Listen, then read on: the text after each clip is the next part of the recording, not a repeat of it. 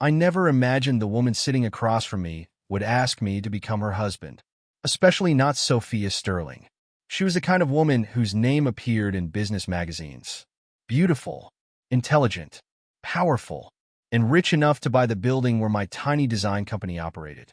I was sitting behind a desk covered with unpaid invoices when she walked into my office. My assistant looked nervous.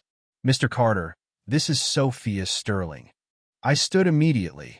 "I know who she is." Sophia raised an eyebrow. "That makes this easier." She sat across from me. I remained standing. "What can I do for you?" "I want to hire you." "For design work?" "No." She placed a folder on my desk. "I want you to marry me." I stared at her. For several seconds, I honestly wondered if I had heard her correctly. "Excuse me? A fake marriage?" I laughed. She didn't. "You're serious?" "Completely."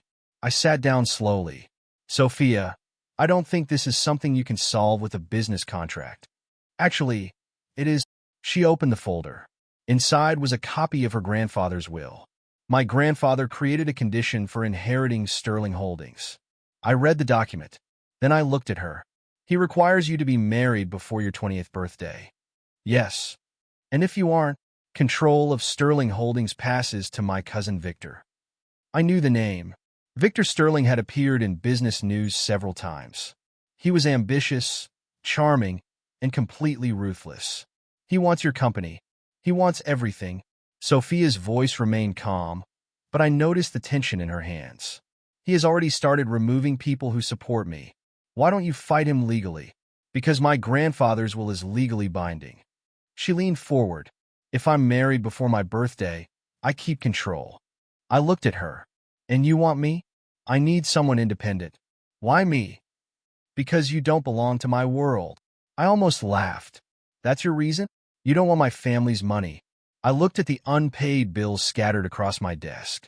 "I'm not sure I'd say that." She smiled slightly. "You're struggling financially, but you're still independent." That sounds like a polite way of saying I'm broke. I prefer honest descriptions. I couldn't help smiling. Then she pushed another document toward me. The contract. I read the first page. The payment was enormous. Enough to save my company. Enough to pay my employees. Enough to clear every debt threatening to destroy everything I had built. I looked at her. "You'd really pay this?" "Yes." "For 1 year?" "1 year. And then we divorce." Simple. Clean. Business. Exactly the kind of arrangement I should have rejected immediately. I don't do fake relationships. This isn't a relationship. It's a marriage. Legally. She folded her hands. No romance. No emotional attachment. No questions about our private lives. I looked at the contract again. "You've thought about everything." "I had to." "What's the catch?" "Victor." Her expression became serious. "He knows I'm looking for someone to marry. If he discovers we're working together, he'll try to destroy you." I leaned back. "So you want me to risk my company and reputation to protect your inheritance?" "Yes." "At least you're honest." "I don't have time for lies." I stood and walked toward the window. My company had been struggling for months. I had employees depending on me. Rent was overdue. Our largest client had delayed payment. One more bad month could end everything. This contract could save us, but it could also drag me into a family war I didn't understand. I turned toward her. "What happens if I say no?" "I find someone else." "And you trust them?" "No." She looked directly at me. "I trust you more than anyone else I've considered." That answer caught me off guard. "Why?" "Because you looked at the money and still hesitated." I didn't know what to say. Sophia stood. "You have until tomorrow." She picked up her handbag. At the door, she stopped. 1 year. I looked at her. No romance.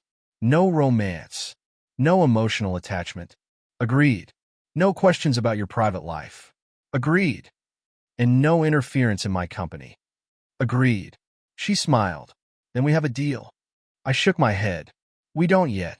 She opened the door. "You'll say yes." Confident. "I've built my entire life around making impossible things happen." Then she walked away. That night, I couldn't sleep. I kept staring at the contract on my desk. Every page reminded me how dangerous the arrangement was. but every unpaid bill reminded me what refusing could cost. The next morning I called Sophia. "I'll do it." There was silence on the other end. Then she asked, "Are you sure?" "No." She laughed softly. "Good. Good. If you were sure, I'd think you were reckless." I signed the contract that afternoon. Sophia signed beside me. 2 strangers. 1 year. 1 fake marriage. No romance. No attachment. No secrets. At least, that was what we believed. As I looked at Sophia signing her name, I had no idea that this woman was about to change my life. I thought I was entering the strangest business deal of my career. I didn't know I was walking into a love story neither of us had planned. And the first person determined to stop it had already begun watching us. Living with Sophia Sterling was nothing like I expected. The mansion was enormous. Marble floors, crystal lights, a private garden, more rooms than I could count. But the strangest part wasn't the luxury. It was sharing all of it with my fake wife. The first morning, Sophia placed a printed document in front of me. I looked at the title, Marriage Rules. I stared at her. "You made rules?" "Of course." "How many?" 23. I nearly choked on my coffee. 23. You'll understand why. I picked up the paper. Rule 1. Separate bedrooms. Fine. Rule 2. No entering my bedroom without permission. Fair. Rule 3. No touching in private. I looked up. That's oddly specific. Rule 4. In public, physical affection is allowed only when necessary. So we're married, but touching is illegal? She ignored me. Rule 5. Don't discuss our private arrangement with anyone. I wasn't planning to. Rule 6. Don't interfere in my business. Agreed. Rule 7. Don't embarrass me in front of my family. I smiled. That one depends on your family. Her eyes narrowed. This is serious. So am I. She sighed. You're impossible. And you're controlling. I am not controlling. You made a 23-rule document. She paused. 22 of them are reasonable. I laughed. For the first time, I saw a tiny crack in her perfect expression. She almost smiled. Almost. Then she returned to her serious face. Mr. Bennett is coming tomorrow. Your grandfather's lawyer? Yes. He'll be checking whether our marriage is genuine. Exactly. And what does he consider genuine? Living together. Appearing comfortable. Attending family events. Public affection when appropriate. I nodded. So basically, we have to convince everyone we're in love. Correct. I looked at her. That should be easy. She raised an eyebrow. Why? Because you're clearly impossible to resist. She stared at me. I laughed. I was joking. You should be careful. Noted. The next day, Mr. Bennett arrived. He was an older man with silver hair and sharp eyes. He looked at me for several seconds before shaking my hand. Mr. Carter. Nice to meet you. I've known the Sterling family for 30 years. That sounds exhausting. His expression didn't change. Sophia looked at me. Please don't joke with him. Mr. Bennett almost smiled. Almost. I'll be observing your marriage over the coming months. I nodded. That's reassuring. He looked at Sophia. Your grandfather was very specific. I know. If I believe this marriage is fraudulent, the inheritance clause may be challenged. Sophia nodded. We understand. After he left, Sophia exhaled. You have to take this seriously. I am. Then stop joking. I joke when I'm nervous. She looked surprised. You get nervous? Of course. Why? Because I'm living in a mansion with a billionaire heiress who made a contract requiring me not to touch her. She stared at me. Then, unexpectedly, she laughed. It was the first genuine laugh I'd heard from her. And I realized something. Sophia's cold personality wasn't her entire personality. There was something softer underneath, something she rarely showed. But not everyone in the mansion felt the same way about me. Sophia's mother, Evelyn, watched me constantly. At breakfast, she asked questions. How long have you known my daughter? About 6 months. And you expect me to believe this marriage happened naturally? I don't expect anything. She frowned. Where did your family come from? Ordinary people. Business background? Not really. Her expression told me exactly what she thought. I had married Sophia for money. I didn't bother defending myself. The person I really needed to watch was Victor. He smiled whenever he saw me, but his eyes were different, cold, calculating. I knew he was investigating me. He wanted information, weaknesses, mistakes, anything he could use against Sophia. A few days later, the family hosted a formal dinner. Everyone was dressed elegantly. I wore the best suit I owned. Victor looked me over. So, tell us about your childhood. I knew where this was going. I grew up in a normal family. Normal? He smiled, meaning poor. The table became quiet. I looked at him. My family wasn't wealthy. Victor laughed. I suppose that's one way to describe it. Sophia's expression changed. Victor. He ignored her. I'm just curious. What did your parents do? Work. Doing what? Different things. He smiled. Interesting. Then he leaned back. I suppose marrying Sophia must have been quite the upgrade. I felt the insult immediately. Before I could respond, Sophia spoke. Enough. Victor looked at her. I was only asking. No. Her voice was firm. You were humiliating him. I'm protecting the family. You're protecting yourself. Silence. Sophia looked directly at Victor. My husband doesn't need to prove his worth to you. I stared at her. She had defended me. Publicly. In front of everyone. Victor's smile disappeared. Dinner continued awkwardly. Later that night, I found Sophia standing near the window. Thank you. She looked at me. For what? For defending me. She shrugged. You're my husband. That sounded almost convincing. She turned toward me. I defended you because the situation required it. Of course. Don't misunderstand. I won't. She walked toward her bedroom. Then stopped. For a moment, she looked back at me. There was something in her eyes I couldn't explain. Concern. Maybe guilt. Maybe something else. She disappeared behind the door. I stood alone in the hallway. Our marriage was supposed to be fake. Everything had been planned. The contract. The rules. The separate bedrooms. The public appearances.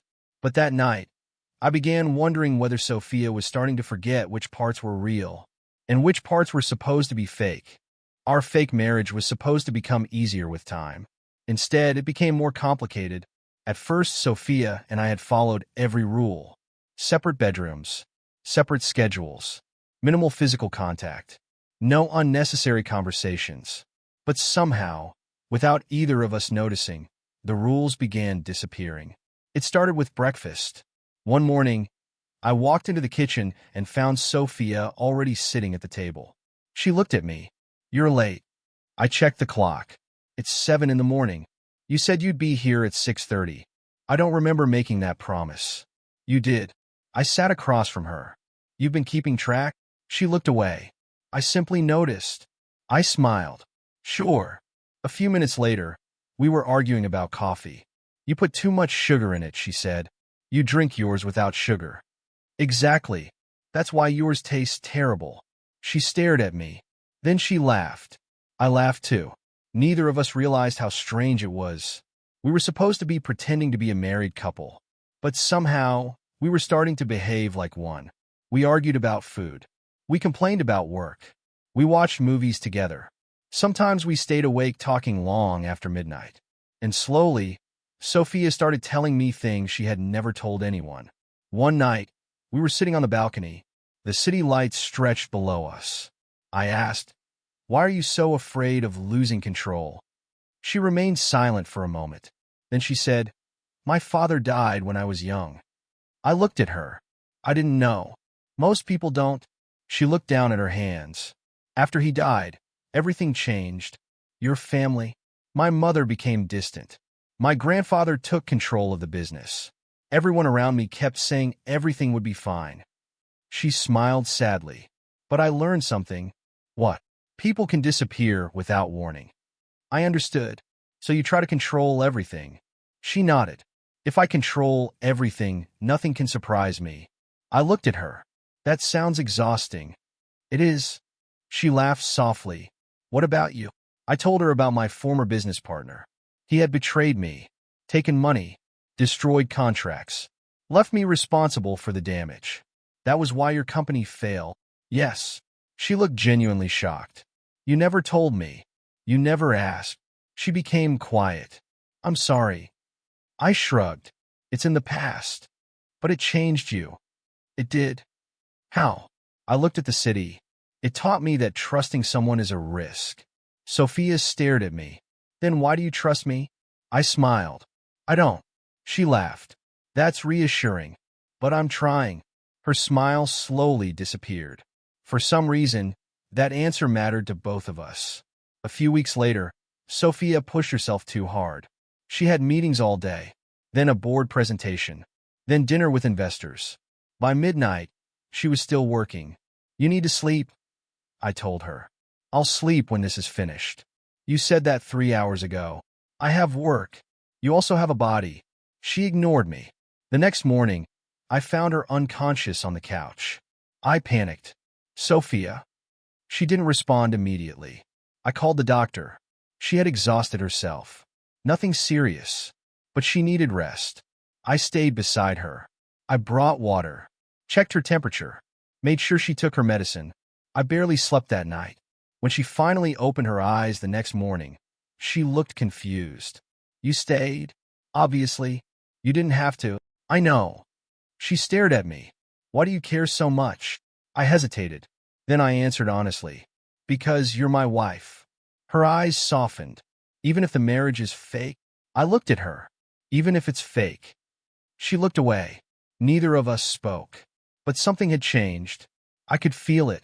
A few days later, we attended a major business event. There were cameras everywhere. Sophia looked perfect, elegant, confident, untouchable. I stood beside her. Then Victor appeared. Still enjoying your new life? He asked me. I smiled. Very much. He looked at Sophia. I'm surprised you haven't grown tired of pretending. Sophia's expression hardened. What are you talking about? Victor smiled. Everyone knows this marriage is a transaction. The cameras turned toward us. I expected Sophia to ignore him. Instead, she reached for my hand. I froze. Her fingers slipped between mine. Then she looked directly at the cameras. My husband is the only man I trust. Silence. Victor's smile disappeared. I looked at Sophia. She didn't let go. The cameras captured everything. The reporters immediately began shouting questions. How long have you been in love? Is the marriage real? Are you planning to stay together? Sophia simply smiled. Then she pulled me away. We didn't speak until we reached the car. Once inside, she finally released my hand. Neither of us looked at the other. You didn't have to do that, I said. I know. Then why did you? She stared out the window. I don't know. I looked at her. She looked back. For several seconds, neither of us spoke. That night, I couldn't sleep. I kept remembering the feeling of her hand in mine, the way she had looked at me, the words she had spoken. The only man I trust. It was supposed to be acting, a performance for cameras. But I knew something had changed. And judging by the way Sophia avoided looking at me the next morning, she knew it too. Our marriage had started as a contract. Then it became a friendship. And somewhere between the late-night conversations, shared breakfasts, quiet laughter, and moments of weakness, I had started caring about her. Not because she was a billionaire. Not because she was beautiful. Not because of the contract. I cared because she was Sophia. And that realization scared me more than anything Victor could do. Because fake marriages were supposed to end. But real feelings didn't come with an expiration date. The business trip was supposed to be simple. 2 days. One conference. A few meetings. Then we would return home. At least, that was the plan. The problem was the hotel. When we arrived, the receptionist smiled apologetically.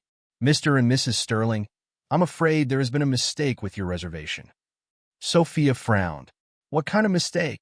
There is only one available suite. I looked at Sophia. She looked at me. One suite, she asked. Yes, ma'am. I cleared my throat. We can find another hotel. Sophia checked her phone.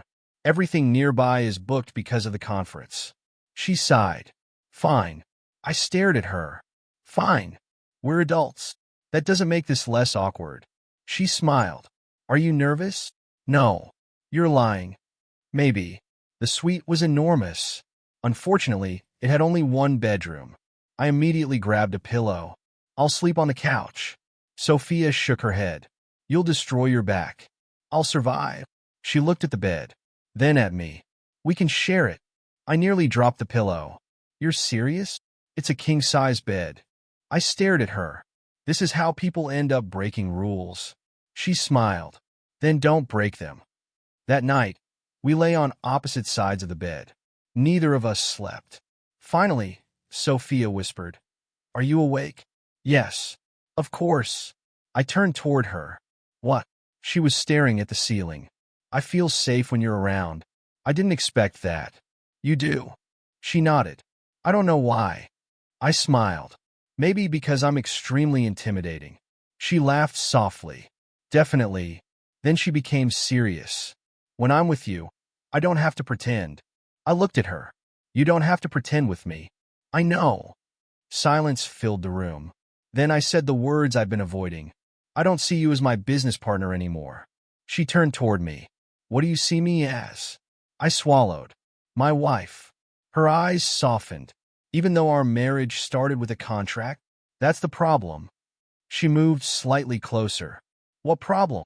"I think the contract stopped being real a long time ago." She looked at my lips. I looked at hers.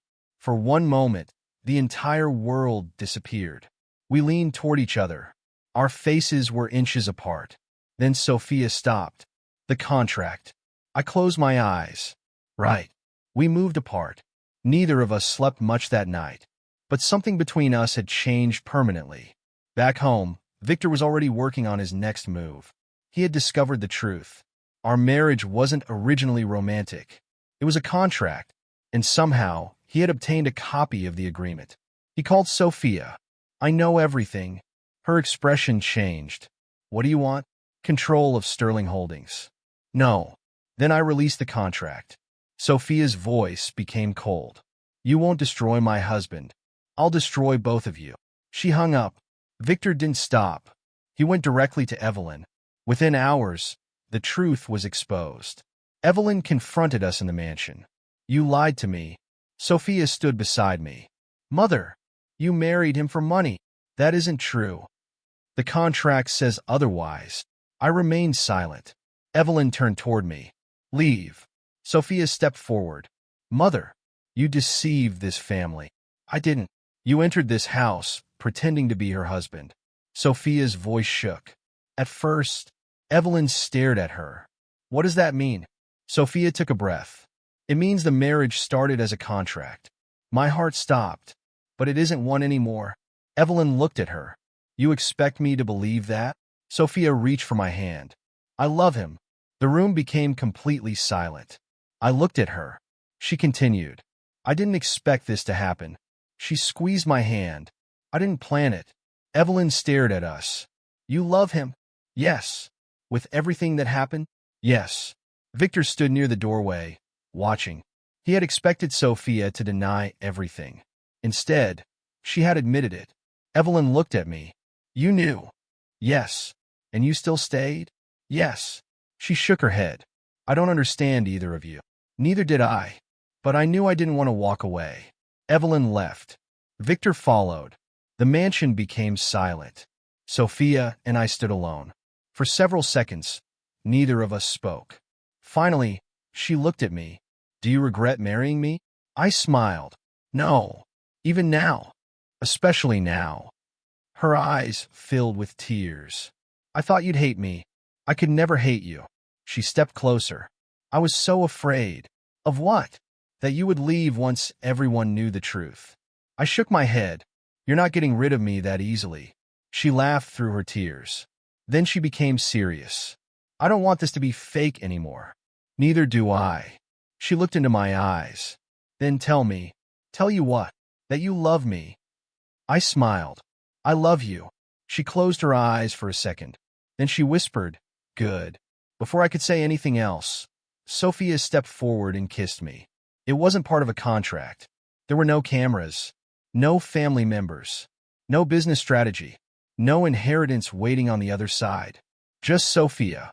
Just me. And for the first time since we had met, neither of us was pretending. When she pulled away, she looked embarrassed. "I broke the rules." I smiled. "We don't need those rules anymore." She laughed softly. Are you sure? I took her hand. Completely. Outside, the mansion remained silent. Victor had the contract. Evelyn knew the truth. Our carefully constructed fake marriage was no longer fake. And somehow, the thing that had begun as a desperate business arrangement had become the most genuine part of my life. The contract had been signed to protect Sophia's inheritance. But somewhere along the way, we had created something neither of us could put a price on. Love. After our first kiss, everything changed. We still had to pretend in public, but when we were alone, neither of us bothered pretending anymore. Sophia became warmer. She smiled more. She would sit beside me while I worked, sometimes resting her head against my shoulder. Sometimes she would steal my coffee and pretend she hadn't. I started imagining a future with her. Not a one-year contract. Not a carefully planned arrangement. A real future. But we both knew the truth couldn't remain hidden forever. One morning, Mr. Bennett arrived at the mansion. His expression was unusually serious. Victor has filed a legal challenge. Sophia immediately stood. On what grounds? He claims the marriage was created to manipulate your grandfather's inheritance clause. I looked at Sophia. And the contract? Mr. Bennett nodded. He has evidence. Sophia's face became pale. What happens if he exposes it? The court will examine whether your marriage was fraudulent from the beginning. I expected Sophia to panic. Instead, she looked at me. I'll fight. Mr. Bennett frowned. Your reputation could be destroyed. I don't care. Sophia. She interrupted him. I spent years protecting my family's reputation. She looked at me. I'm done sacrificing people I love for it. I felt something tighten in my chest. After Mr. Bennett left, Sophia turned toward me. I need to ask you something. What? If the truth becomes public, will you stay? I didn't hesitate. Yes. Even if everyone calls you a gold digger? Yes. Even if your company suffers? Yes. She stepped closer. What if people say you manipulated me? I'll still stay. Her eyes filled with tears. Why? Because I love you. She smiled. Then we're going to fight together. For the next few days, we prepared everything. But Victor moved faster. One morning, my phone exploded with notifications. Articles, posts, videos, rumors. Billionaire Heiress marries struggling businessman. Did he marry her for money, fake love, or financial scheme?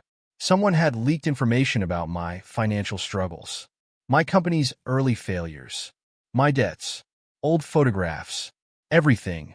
Within hours, social media turned against me. Comments appeared everywhere. He used her. He knew exactly what he was doing. She'll lose everything because of him. My investors started calling. One canceled a major agreement. Another demanded an emergency meeting. Reporters gathered outside the company. I walked into the office and found Daniel waiting. This is getting worse. I know. Victor is targeting your business. I looked at my phone. Another investor had withdrawn. I won't let him destroy everything. Daniel nodded. What do we do? Document everything. We already are. Then keep going. That evening, reporters surrounded the mansion. Sophia and I stepped outside. Questions exploded around us. Did you marry Sophia for money? Did she pay you to become her husband? Is your marriage fake? Sophia grabbed my hand. The cameras immediately focused on us. One reporter shouted, Mr. Carter, did you sign a contract to marry her? I froze. Sophia stepped forward. That's enough. The reporters became silent. She looked directly at the cameras. You want to know why I married him? No one spoke. He was the one person who stayed when everyone else wanted something from me. I looked at her. She continued. My family wanted control. Business partners wanted access. Victor wanted my inheritance. But he never asked me for anything. Her voice became stronger. He helped me when he had every reason to walk away. A reporter asked, But did he marry you for money? Sophia shook her head. No. She looked at me. He married me because I asked him to. The crowd erupted with questions. Sophia squeezed my hand, and somewhere along the way, I fell in love with him. My heart stopped. She had never said it publicly before. Not like this. Not with cameras watching. I looked at her. She smiled. Then we walked inside. The moment the doors closed, I stared at her. You really said it. I meant it. You didn't have to. I wanted to. That night, we sat together in the living room. Sophia leaned against me. I love you. I looked at her. I love you too. She smiled. For the first time, everything seemed simple. We had survived Victor's attacks. We had survived Evelyn's anger. We had survived the truth about the contract. Or so we thought. The next morning, Victor released his final weapon. A document appeared online. It was a scanned copy of our original marriage agreement. My name, Sophia's name, our signatures, and every rule. 1-year marriage. No romance.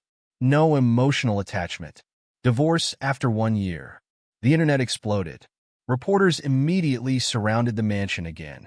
My investors called. Mr. Bennett arrived within minutes. Sophia stared at the document on her phone. Her face went pale. He did it. I looked at her. This isn't the end. She shook her head. They're going to say everything was fake. At the beginning, it was. She looked at me. But not anymore. I took her hand. I know. She squeezed it. What if they don't believe us? I smiled. Then we'll show them. How? By telling the truth. She stared at me. I continued. Our marriage started as a contract. She nodded. But our love didn't. Tears appeared in her eyes. We're going to lose everything. Maybe. She looked frightened. I pulled her closer. But we're not going to lose each other. Outside, reporters shouted our names. Victor had finally exposed the secret we had tried to protect. The world now believed our marriage was fake. But Victor had made one mistake. He had exposed how our marriage began. He hadn't exposed how it changed. And that was a truth neither document nor courtroom could erase. The morning after Victor released the contract, everything collapsed. The internet exploded. Every news channel showed the same documents. Our signatures, our rules, our agreement. And suddenly, I wasn't a husband. I was a gold digger, a fraud, a man who had married a billionaire heiress for money. The headlines were brutal. Billionaire heiress trapped in fake marriage. Businessman accused of exploiting sterling inheritance. Did Sophia Sterling manipulate her grandfather's will? My company began suffering immediately. Clients canceled meetings. Investors demanded explanations. One investor called me directly. Are you telling me this marriage was a business transaction? It started that way. That isn't what the public believes. I know. We're withdrawing. The call ended. I stared at my phone. Another piece of my life was disappearing. But Sophia was suffering even more. The Sterling board called an emergency meeting. When she entered the conference room, every board member was waiting. One director spoke first. You've damaged the reputation of this company. Sophia remained calm. I know the contract was real. You manipulated your grandfather's inheritance condition. No. You entered a fraudulent marriage to maintain control. That isn't true. The room erupted with accusations. Sophia looked toward Mr. Bennett. He had been reviewing the documents since Victor released them. Finally, he spoke. Something is wrong. Everyone turned toward him. The legal records surrounding the inheritance have been altered. Sophia stared at him. What? I found inconsistencies in several documents. Victor immediately interrupted. That's absurd. Mr. Bennett looked at him. Then you shouldn't object to an investigation. Victor's expression hardened. The board demanded that Sophia temporarily step down. She refused. This company belongs to the employees too, she said. I'm not abandoning them, because Victor created a scandal. But the pressure continued. That evening, Sophia came to me. She looked exhausted. Her eyes were red from crying. I need you to stay. I looked at her. I don't know if I can. You promised. I promised I'd fight. Then fight with me. I wanted to. God, I wanted to. But every time I looked at her, I saw another headline. Another investor leaving. Another board member attacking her. Another person blaming her because of me. Sophia, they're destroying you. They're trying to destroy us. If I leave, maybe they'll stop. She shook her head. No, I can't watch you lose everything because of me. This isn't because of you.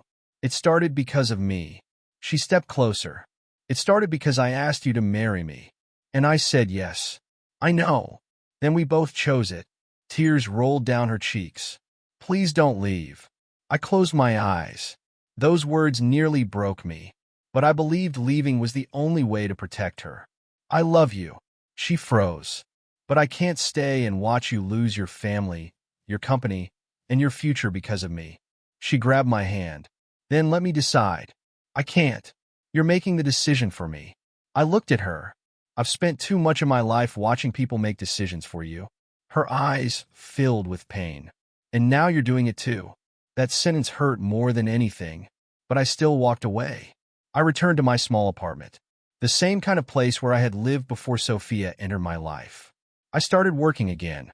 My company was smaller now. Several clients were gone, but I refused to give up. Every morning, I reminded myself that I had rebuilt once. I could rebuild again. But at night, I thought about Sophia. Was she eating?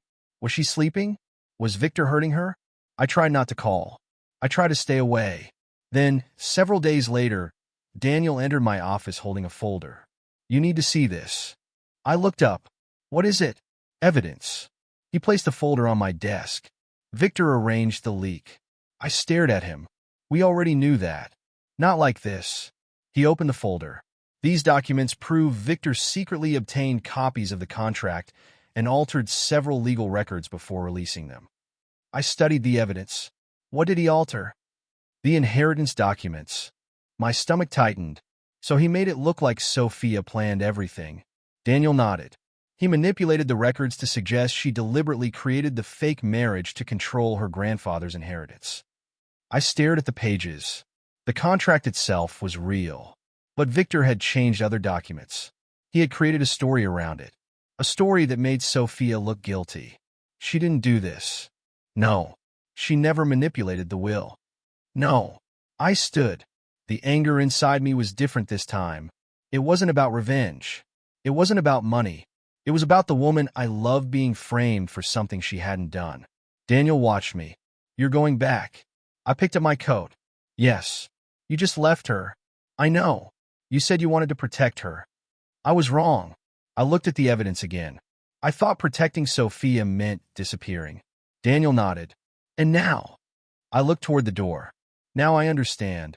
I had spent years believing love meant saving someone from pain, but sometimes walking away only left them alone in the middle of the fire. Sophia had asked me to stay. I had refused because I thought my absence would make her life easier. Instead, I had given Victor exactly what he wanted. He wanted us separated. He wanted Sophia isolated. He wanted me gone. I wasn't going to give him that. I grabbed the folder. I abandoned her once. Daniel looked at me. I won't do it again. I walked out of the office. For the first time since leaving Sophia, I knew exactly where I was going. Back to her. Not because she needed a billionaire's husband. Not because Sterling Holdings needed rescuing. Not because I wanted revenge against Victor. I was going back because Sophia was innocent. And because I finally understood that love wasn't always about protecting someone by walking away. Sometimes love meant standing beside them when the entire world turned against them. Victor had exposed our secret. He had destroyed our reputation. He had separated us. But he had made one mistake. He had given me a reason to come back. And this time, I wasn't leaving Sophia behind. I spent the next few days working with Daniel like our lives depended on it. Because they did. Victor had built his entire plan around one simple idea. If he could make everyone believe Sophia had created a fake marriage to steal her grandfather's inheritance, the board would remove her. Then he would take control. But the more we investigated, the uglier the truth became. Daniel spread financial records across my desk. Look at these transfers. I leaned forward. Sterling Holdings? Yes. Where did the money go? Several private accounts. I followed the transactions. The same pattern appeared again and again. Money disappeared from Sterling subsidiaries, passed through shell companies, and eventually reached accounts connected to Victor. How long? Daniel looked at me. Years. I felt my anger rising. He's been stealing from them this entire time. Not just stealing. Daniel opened another file. He manipulated financial reports to hide the losses. I stared at the documents. So when the company started struggling, Victor already knew. He wanted Sophia to look responsible. Daniel nodded. Exactly. Everything suddenly made sense. The rumors, the leaked contract, the altered legal documents. Victor hadn't simply discovered our secret. He had been waiting for the perfect opportunity, and our marriage had given him one. I needed more evidence. That's when I contacted Mr. Bennett. We met secretly in a quiet office away from Sterling Holdings. He arrived carrying an old leather folder. "I believe you deserve to know the truth." I looked at him. "What truth?" He opened the folder. Inside were documents signed by Sophia's grandfather. I read the first page, then the second. My hands became still. "What is this?" "Your marriage condition." I frowned. "I already know about that." "No." He shook his head. "You know what everyone was told." He turned another page. "You don't know why he created it." I looked at him. "Why?" Mr. Bennett took a breath. "Your grandfather." He corrected himself. Sophia's grandfather suspected Victor for years. I stared at him. He knew. He believed Victor was manipulating company finances. Then why didn't he remove him? Because he didn't have enough evidence. Mr. Bennett continued. He also knew Sophia trusted family too easily. I looked at the documents again. So, the marriage condition was intentional. I felt a chill. He wanted Sophia to find someone outside the family. Someone she could trust. I couldn't speak. Mr. Bennett looked directly at me. "I don't believe your grandfather knew exactly who Sophia would choose." "Then how could he know?" "He didn't." He closed the folder. "But he knew she would eventually need someone who had no connection to Sterling Power." I thought about the first day Sophia walked into my office. She had chosen me because I wasn't part of her world. At the time, I thought it was simply desperation. Now I wasn't so sure. "Are you saying this marriage might have been part of his plan?" Mr. Bennett nodded slowly. "Perhaps not the marriage itself." He paused. "But the opportunity was." I sat back. For the first time, I wondered whether the strangest decision of my life had been exactly what Sophia's grandfather intended. But there was no time to think about it. We had a board meeting that afternoon. Victor arrived confidently. He believed he had already won. Sophia sat at the opposite end of the room. She looked tired. But when she saw me enter, her eyes widened. I walked toward her. "You came. I told you I wouldn't abandon you." She smiled faintly. Victor stood. "What is he doing here?" I looked at him. "Ending your little game?" The board members became silent. Victor laughed. "You think you can walk into this room after exploiting Sophia and accuse me?" "I have evidence." "Evidence of what?" "Financial theft." His smile disappeared. Daniel connected his laptop to the screen. One document appeared. Then another. Then another. Financial transfers. Hidden accounts. Shell companies. Altered reports. Victor's face changed. "This proves nothing." I looked at the board. These transfers lead directly to companies controlled by Victor. A director stood. "Is this true?" Victor shook his head. "This is fabricated." Daniel spoke. "We verified the records independently." Victor looked at me. Then he smiled. "You're still forgetting something." He pointed towards Sophia. "Your entire relationship started as a transaction." The room went silent. Victor's voice became louder. "He paid you to marry him." He turned toward the board. "That's the truth." I felt every eye in the room on me. For a moment, I wanted to defend myself. Then I realized I had nothing to be ashamed of. "Yes." Everyone stared. Victor smiled. I continued. "Our marriage started as a contract." Sophia looked at me. I took a breath. I needed money to save my company. She looked down. And Sophia needed someone she could trust. Victor laughed. "So you admit it?" "Yes." His smile widened. Then Sophia stood. "Victor." He turned. She looked at the entire board. "Yes, it started as a contract." Victor's expression changed. But everything after that was real. Silence. Sophia walked toward me. I didn't know what would happen when I asked him to marry me. She looked at me. I thought I was protecting my inheritance. Her voice became emotional. But he became the person who protected me. She turned toward the board. "He stayed when my family turned against him. He stayed when the media attacked him. He stayed even when I had nothing to offer him." Victor shouted. "You can't seriously believe this." Sophia looked at him. "I believe him more than I believe you." That was the moment everything changed. One board member stood. I've reviewed the financial evidence. Another followed. We need an independent investigation. Then another. Victor should be suspended immediately. Victor's face went pale. No. He looked around the room. You can't do this. The chairman shook his head. You did this to yourself. Security entered. Victor stared at Sophia as they approached. You'll regret choosing him. Sophia didn't move. No. She reached for my hand. I regret ever believing you. Victor was escorted from the room. When the doors closed, silence remained. Sophia looked at me. You came back. I smiled. I promised. She squeezed my hand. Mr. Bennett watched us from across the room. For the first time, I understood something important. I had spent so much time being ashamed of how our marriage began. I shouldn't have. The beginning wasn't perfect. It wasn't romantic. It wasn't what either of us had imagined. But love wasn't defined by its beginning. It was defined by everything we chose afterward. I looked at Sophia. She smiled. Our marriage had started as a contract. But somewhere along the way, that contract had become a promise. And this time, we were choosing that promise freely. Victor's crimes became public within days. The financial records were impossible to hide. News channels reported the stolen funds. Investigators entered Sterling Holdings.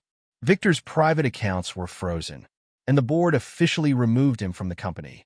For the first time since I had met Sophia, the future of Sterling Holdings belonged entirely to her. But something about her had changed. She didn't celebrate. She stood in her grandfather's office, looking at the enormous desk and the portraits covering the walls. This was everything I was supposed to want, she said quietly. I stood beside her. And now? She shook her head. Now I realize I don't want to spend my life proving that I'm worthy of it. I looked at her. You've changed. So have you. She smiled. Then she placed a folder on the desk. I recognized it immediately. Our original marriage contract. My stomach tightened. What are you doing? I want to cancel it. I stared at her. You can do that? Yes. She opened the folder. This contract was created because I was afraid. She looked at me. I was afraid of Victor. Afraid of losing my inheritance. Afraid of my family. Her voice became softer. And I was afraid of losing you. I didn't speak. She continued. But I don't want you to stay because of a piece of paper. She tore the contract in half. Then again, and again, until the pages were nothing but pieces on the desk. I stared at them. You're serious. Completely. What happens to Sterling Holdings if you aren't married? Nothing. I frowned. Nothing. My grandfather's condition has already been challenged and removed through the legal process. She smiled. I don't need a husband to keep my company anymore. I looked at her. Then you're free. So are you. Those words hit me harder than I expected. For months, I had told myself our relationship was real. But there had always been a contract beneath everything. A legal reason. A financial arrangement. A deadline. Now there was nothing. Just choice. I took a breath. I want to stay. Her eyes widened. But not because of the contract. She nodded. Not because of money. She nodded again. And not because your family expects it. Her eyes filled with tears. Then why? Because I love you. She smiled. But I think we need to start again. She understood immediately. No husband. No wife. No fake rules. No family pressure. No business arrangement. Just two people deciding whether they want each other. She smiled through her tears. I want that. Then let's do it properly. She reached for my hand. But how? I smiled. We separate. She blinked. You're serious? Yes. If we stay together immediately, we'll never know whether we're choosing each other or simply continuing what we started. She thought about it, then nodded. You're right. So we separated. Not because we stopped loving each other, because we wanted to know if our love could survive without the contract. I returned to my apartment. Sophia moved into a smaller home away from the Sterling mansion. For the first time, neither of us had to pretend. There were no family dinners, no cameras, no business meetings, no rules, no reason to call each other. And somehow, that made everything clearer. I missed her. Not her mansion, not her name, not her wealth. Her. I missed the way she argued about coffee, the way she laughed when she tried not to, the way she became quiet whenever she was worried, the way she reached for my hand without thinking. I realized she had changed my life long before I understood I loved her. Before Sophia, I believed success meant proving everyone wrong. After her, I understood success could also mean finding someone who made you want to become better. Meanwhile, Sophia was changing too. She stopped attending events simply because her family expected her to. She began rebuilding Sterling Holdings based on her own ideas. She listened to employees. She visited departments. She stopped introducing herself as a billionaire heiress. Instead, she introduced herself as the woman responsible for the company. One afternoon, Daniel called me. "You're miserable." "I am not." "You've stared at your phone for 10 minutes. I looked down. I had. "Maybe I miss her." "You definitely miss her." I smiled. "What if she doesn't want me anymore?" Daniel laughed. "Then you're finally in the same position every normal person is when asking someone out." I looked at him. That isn't helpful. It wasn't supposed to be. A few weeks later, Sophia called. "Can we meet?" "Where?" "The park." The same park where we had once argued about whether our fake marriage could ever become real. I arrived first. Then I saw her walking toward me. She wasn't wearing expensive jewelry. No security team. No designer outfit. Just Sophia, the woman I had fallen in love with. She stopped in front of me. "Hi." "Hi." She smiled nervously. "I wasn't sure you'd come. I wasn't sure you wanted me to." She laughed softly. "I've spent weeks thinking about that. And I don't need you anymore." My heart dropped. Then she smiled. "But I still want you." I laughed. "That's a much better answer." She stepped closer. "I don't need a husband to protect my inheritance." "I know. I don't need someone to prove my worth." "I know. And I don't want someone who stays because he's trapped." She looked directly into my eyes. "I want someone who chooses me." I reached into my pocket. Her eyes widened. I took out a small ring. Not an expensive diamond. Not something from Sterling's vault. Just a simple ring I had chosen myself. Sophia covered her mouth. I got down on one knee. "Sophia Sterling." She started crying. "I married you once because you asked me to." She laughed through her tears. "This time, I'm asking you." I held out the ring. "Will you marry me?" She didn't answer immediately. She simply dropped to her knees beside me and wrapped her arms around me. "Yes." I laughed. "You're supposed to say it first." I already said yes. You hugged me before answering. I was emotional. "So that's a yes?" She pulled back and looked at me. "Yes." Then she kissed me. There was no contract. No inheritance. No business deal. No family pressure. Just a choice. Our first marriage had been created by fear. Our second would be created by love. And for the first time, I knew exactly what it meant to be Sophia's husband. Not because a piece of paper said so, because she chose me, and I chose her. I took Sophia back to the small restaurant where our fake marriage had begun. It looked exactly the same. The old wooden tables. The quiet music. The small windows overlooking the street. It was nothing like the Sterling mansion. And that was exactly why I chose it. Sophia sat across from me and smiled. "This place brings back memories." "Good ones." She laughed. "Mostly confusing ones." I smiled. "This is where you asked me to become your husband. And you thought I was insane." "You were insane." She rolled her eyes. "I was desperate." "That's fair." A waiter brought our drinks. For a few minutes, we simply talked. No business. No family. No inheritance. Just us. Then I reached into my jacket. Sophia's expression changed. "What is that?" I placed a small box on the table. She stared at it. "Open it." Her hands trembled slightly as she lifted the lid. Inside was a simple ring, nothing extravagant. No enormous diamond. No expensive design. Just something elegant and meaningful. Her eyes immediately filled with tears.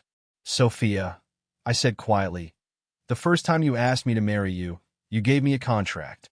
She laughed through her tears. "I remember. There were rules." 23. A deadline. 1 year. And conditions. She nodded. "This time, I have none." I took her hand. "No contract." She looked at me. No conditions. Her tears began falling. No deadline. I smiled. I simply want you to become my wife because I love you. She covered her mouth. For several seconds, she couldn't speak. Then she whispered, yes. I smiled. That's it? She laughed. Yes. She leaned across the table and hugged me. I held her tightly. Our first marriage had been created by fear. This one would be created by choice. When we returned to the mansion, Evelyn was waiting for us. She looked nervous. Sophia told me what happened. I nodded. Evelyn looked at me. I owe you an apology. I didn't say anything. I judged you because you weren't wealthy. She lowered her eyes. I thought you wanted Sophia's money. I understand why you thought that. No. She shook her head. You don't have to make me feel better. She looked directly at me. I was wrong. Sophia stood quietly beside us. Evelyn continued. You proved yourself without ever needing our approval. I smiled. Thank you. She stepped forward. I hope you can forgive me. I already have. Sophia looked at me. I smiled. We have enough enemies. We don't need to keep old anger alive. Evelyn smiled through her tears. Thank you. Later that week, Mr. Bennett visited us. He brought another letter. This was written by Sophia's grandfather. Sophia looked surprised. What does it say? Mr. Bennett handed it to me. I read it silently. It wasn't long. Her grandfather wrote about courage, about choosing people based on character instead of wealth, and about the kind of man he hoped Sophia would one day trust. When I finished reading, Mr. Bennett looked at me. He would have been proud of the man you became. I shook my head. I didn't become him because of money. I know. Mr. Bennett smiled. You became him because you refused to become bitter. Those words stayed with me. Daniel reacted differently when he heard about our engagement.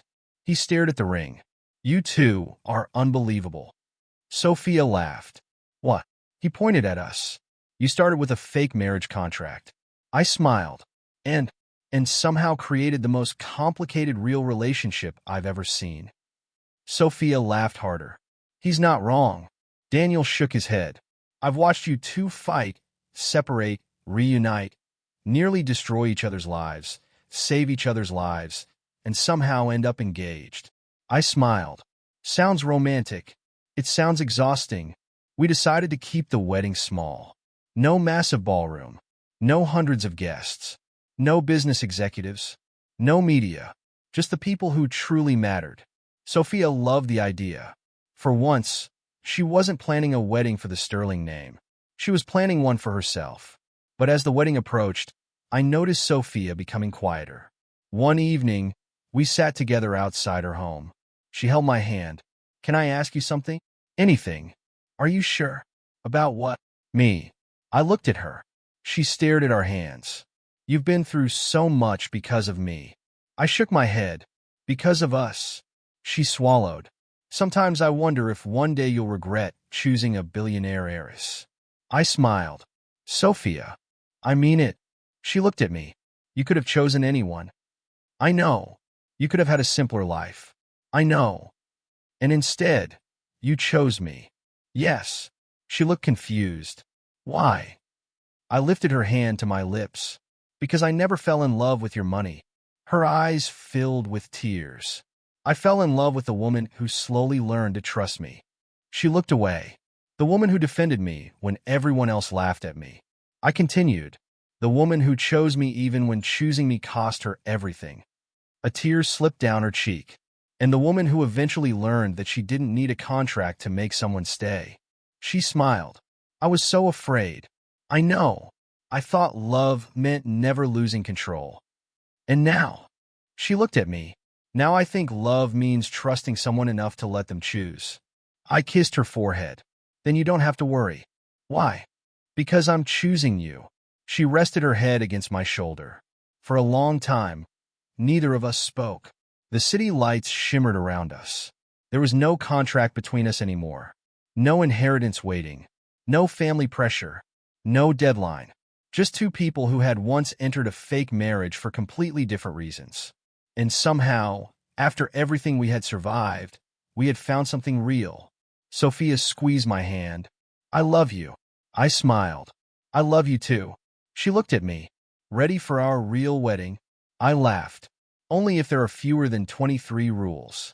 She smiled. I'll try. And for the first time, I wasn't afraid of what came next. Because whatever happened, we would face it together. Not as a billionaire heiress and the struggling businessman she once hired. Not as two people bound by a contract, but as equals, as partners, as two people who had finally learned that the strongest kind of love isn't the love that keeps someone from leaving. It's the love that gives them the freedom to leave and watches them choose to stay. Our wedding day finally arrived. There were no contracts, no family pressure, no inheritance conditions, no lawyers standing nearby to make sure everything was legally acceptable. For the first time, Sophia and I were getting married for one reason. We wanted to. I stood at the end of the aisle, looking at the small gathering of people who had truly supported us. Daniel stood beside me, smiling. Mr. Bennett sat quietly in the front row. Even Evelyn was there. She had changed too. She wasn't watching me like a suspicious mother anymore. She was watching me like someone who finally trusted the man her daughter had chosen. Then the music began. I looked toward the entrance. And there she was, Sophia. She wore a simple, elegant wedding dress. Nothing excessive. Nothing designed to impress the business world. Just Sophia. Her eyes were filled with tears, but she was smiling. As she walked toward me, memories rushed through my mind.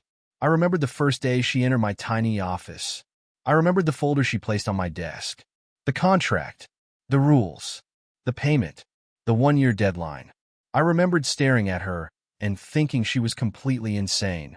Back then, I believed I was entering a business arrangement. I thought I would marry a billionaire heiress for 1 year, save my company and walk away. I couldn't have been more wrong, because the woman walking toward me had become the love of my life. When Sophia reached me, she looked into my eyes. "You're crying," she whispered. "So are you."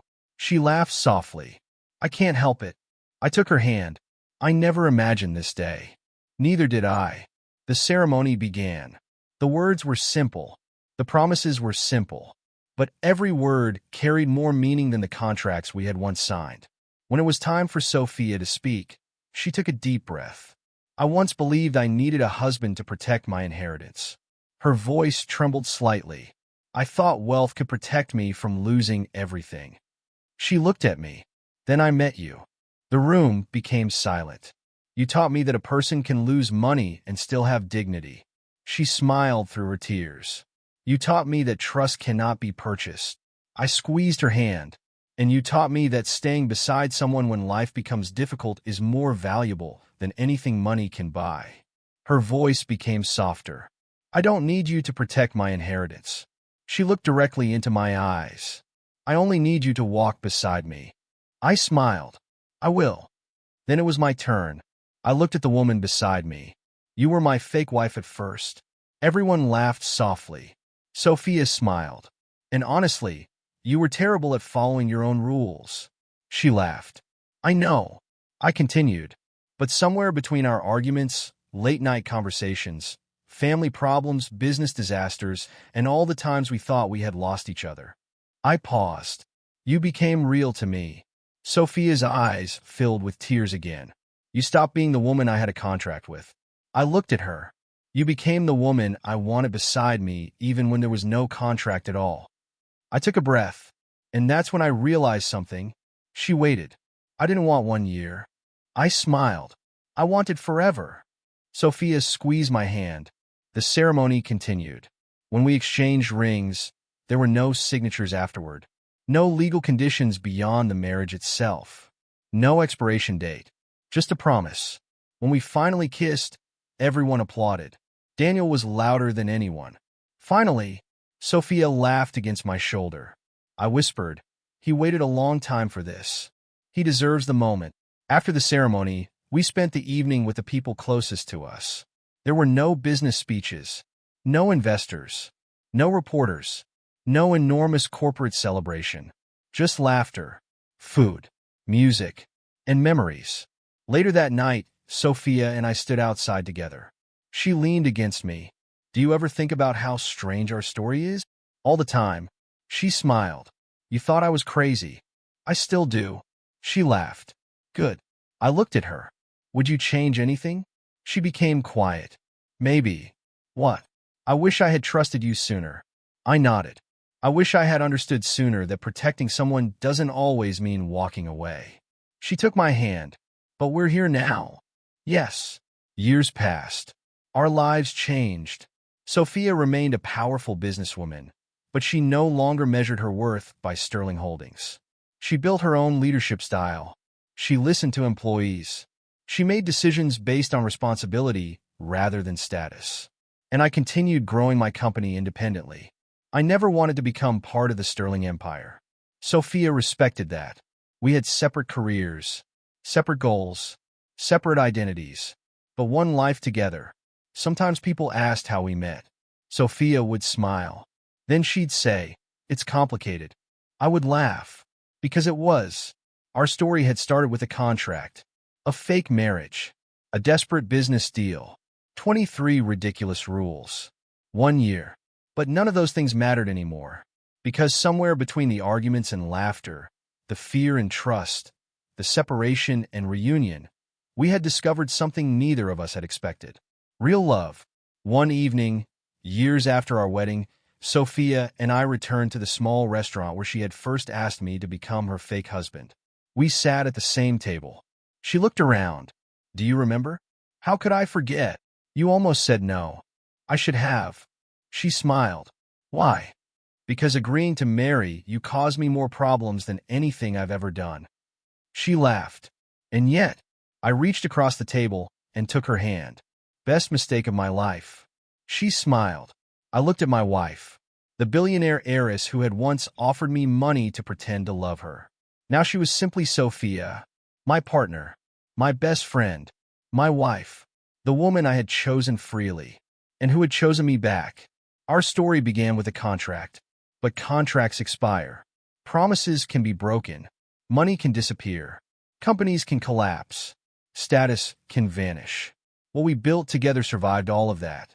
Because in the end, our love wasn't based on what we owned. It wasn't based on what our families expected. It wasn't based on fear. It was based on choice. Every morning, I chose her. Every morning, she chose me. And that was the only promise we ever needed. A promise with no conditions, no deadline, no expiration date.